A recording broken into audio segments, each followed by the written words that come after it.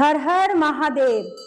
আজ আমরা আছি বগরিবাড়ি মহামায়া মন্দিরে এবং স্বয়ম্ভু দেবাদিদেব মহাদেবের যে এই লিঙ্গ, এই স্থানে কিন্তু এইখানকার যত মেয়েরা আছেন তাদের কিন্তু এখানে বিয়ে হয়। মানা হয় যে এই স্থানটি অতীব শুভ এবং এই স্থানে বাবা মহাদেবের এই মহামায়া মন্দিরে বাবা মহাদেবের যে স্বয়ম্ভু লিঙ্গ, এখানে যদি কারোর বিবাহ হয় সে কিন্তু জীবনে অনেক সুখী হয়।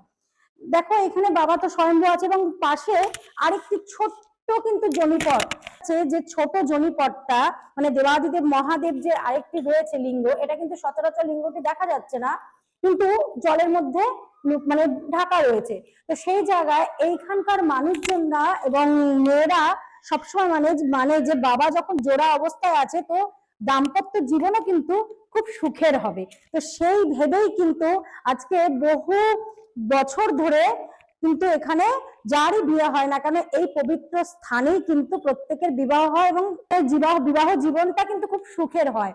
আমি যে কথা বলছি না, এই কথা বলাতেও দেখবে কিছু কিছু সময় আটকে যাচ্ছে, কারণ এতটাই জাগ্রত এবং এতটাই ভাইব্রেশন। তো মানুষ এখানে আসলে, যে কোনো ভক্ত এখানে আসুক না কেন, তাদের কিন্তু একটা আলাদা ভাইব্রেশন ফিল হবে, যেটা আমি এখন বসে ফিল করতে পারছি।